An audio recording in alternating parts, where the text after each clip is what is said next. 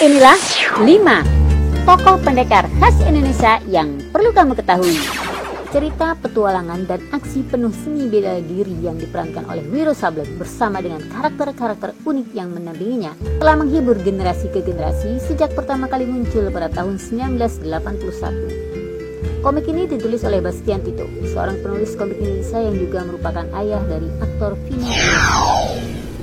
Wiro Sableng dikenal oleh banyak penggemar komik dengan julukan Pendekar Kapak Maut Naga Geni 212. Ia adalah seorang pemuda pemberani yang memulai perjalanan heroiknya dengan senjata andalannya, sebuah senjata kapak yang bernama Kapak Maut Naga Geni 212, yang merupakan pemberian dari gurunya Sinto Gendeng. Dalam perjalanannya, Wiro Sableng bertemu dengan berbagai macam orang, mulai dari orang baik hati hingga orang jahat. Wiro Sableng juga harus menghadapi berbagai macam tantangan, mulai dari pertempuran dengan pendekar jahat hingga misi untuk menyelamatkan dunia. Puncak popularitas komik Wiro Sableng terjadi pada tahun 1990-an ketika komik ini diadaptasi menjadi sebuah sinetron yang ditayangkan di televisi. Sinetron Wiro Sableng yang dibintangi oleh Ken Ken sebagai Wiro Sableng dan Desi Ratnasari sebagai Anggini berhasil meraih rating yang tinggi. Dan adaptasi film Wiro Sableng yang dirilis pada tahun 2020 berhasil menjadi salah satu film Indonesia terlaris sepanjang masa. Dalam film di tahun 2020 ini, Wiro Sableng diperankan langsung oleh Vino G. Bastian, sang putra dari penulis komik Wiro Sableng Bastian Tito. Konstruksi orang Betawi tentang cerita Si Pitung adalah bentuk perlawanan dari kesewenang-wenangan kolonial Belanda dan tuan tanah. Cerita digambarkan bahwa Si Pitung adalah pahlawan yang melakukan perampokan terhadap orang-orang Belanda dan para tuan tanah. Hasil rampokannya dibagikan kepada rakyat. Hikayat Si Pitung dituturkan masyarakat Indonesia hingga saat ini, sehingga menjadi bagian dari legenda serta warisan budaya Betawi pada khususnya dan Indonesia pada umumnya. Hikayat Si Pitung kadang-kadang dituturkan dalam bentuk ranca, sejenis balada, syair, atau cerita lenong. Terlepas dari apapun cara orang mengenalnya, sejarah Si Pitung cukup melegenda karena sosoknya mempunyai pengaruh penting terutama pada masa kekuasaan Belanda di Batavia. Si Pitung juga dianggap pemberontak sehingga orang-orang Belanda ingin dirinya ditumpas. Sampai pada akhirnya Si Pitung benar-benar tewas tertembak.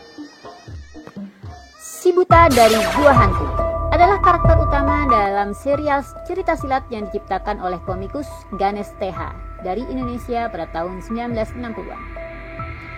Cerita yang berlatar di Nusantara pada zaman kolonial Hindia Belanda ini menceritakan kisah hidup tragis Barda Mandrawata, seorang pendekar silat dari perguruan pencak silat Elang Putih yang hancur hidupnya setelah tunangannya Marni Dewi Yanti, ayahnya Paksi Sakti Indra Watara, dan saudara-saudara seperguruannya tewas di tangan seorang pendekar kejam misterius yang dijuluki Si Mata Malaikat. Balas dendam Barda pada Si Mata Malaikat harus dibayar dengan kehilangan indera penglihatannya. Walaupun kemudian dia secara tak sengaja menemukan sebuah gua angker tersembunyi dan berhasil mempelajari ilmu ajian langka dalam gua tersebut. Setelah muncul dari pengasingannya dalam gua angker tersebut, Barda dihadapkan dengan kenyataan yang lebih pahit. Kekasihnya, Marni, ternyata masih hidup, namun sudah menjadi istri seseorang. Merasa sangat sedih dan marah pada kenyataan, Barda kemudian mengasingkan dirinya dan berkelana, sehingga kemudian dikenal dengan julukan Si Buta dari Gua Hantu.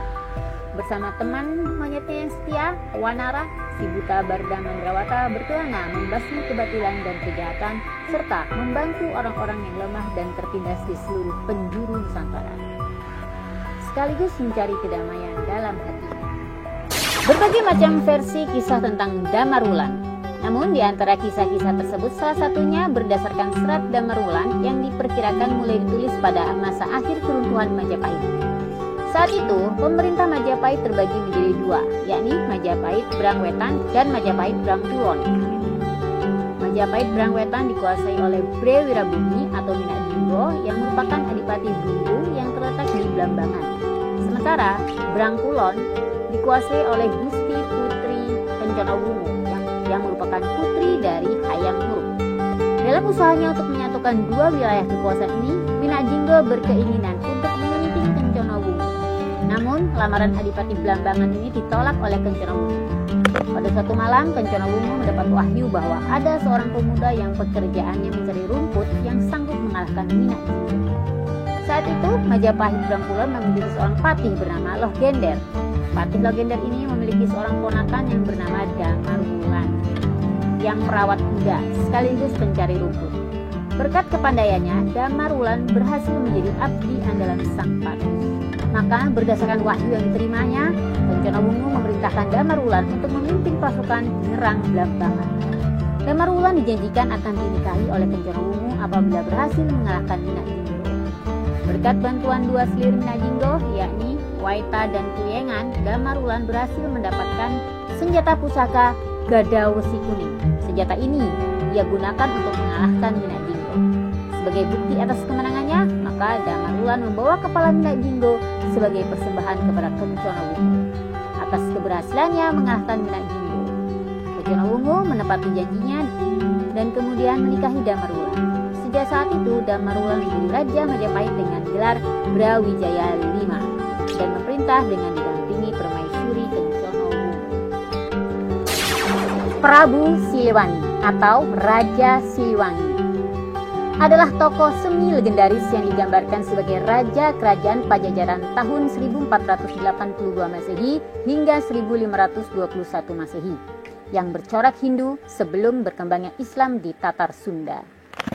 Dia adalah tokoh populer dalam tradisi lisan pantun Sunda, sastra Sunda, dongeng, cerita rakyat, sandiwara, dan legenda-legenda yang menggambarkan masa pemerintahannya sebagai masa keemasan masyarakat Sunda. Tradisi Sunda menyebutkan beliau sebagai raja yang sakti, cakap, gagah perkasa, adil, dan bijaksana, yang berhasil membawa rakyat dan kerajaannya menuju era kejayaan dan kemakmuran. Sebuah legenda Sunda menyebutkan mengenai kisah Pangeran Jayadewata atau Prabu Siliwangi, putra Prabu Anggalarang, raja kerajaan Galuh yang memerintah di keraton Surawisesa di kota Kawali.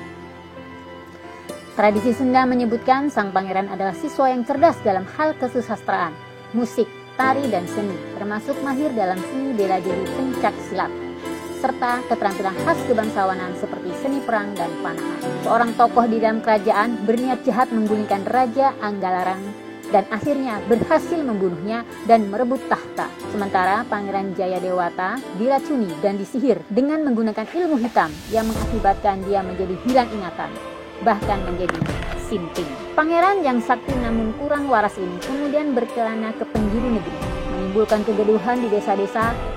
Akhirnya, Ki Gendeng Sindang Kasih, kepala desa Sindang Kasih, berhasil menjinakkannya. Berkat cinta Nyi Ambet Kasih, putri Ki Gendeng, sang pangeran akhirnya disembuhkan dari sakit ingatannya. Pangeran Jayadewata kemudian mengawini Nyi Ambet Kasih.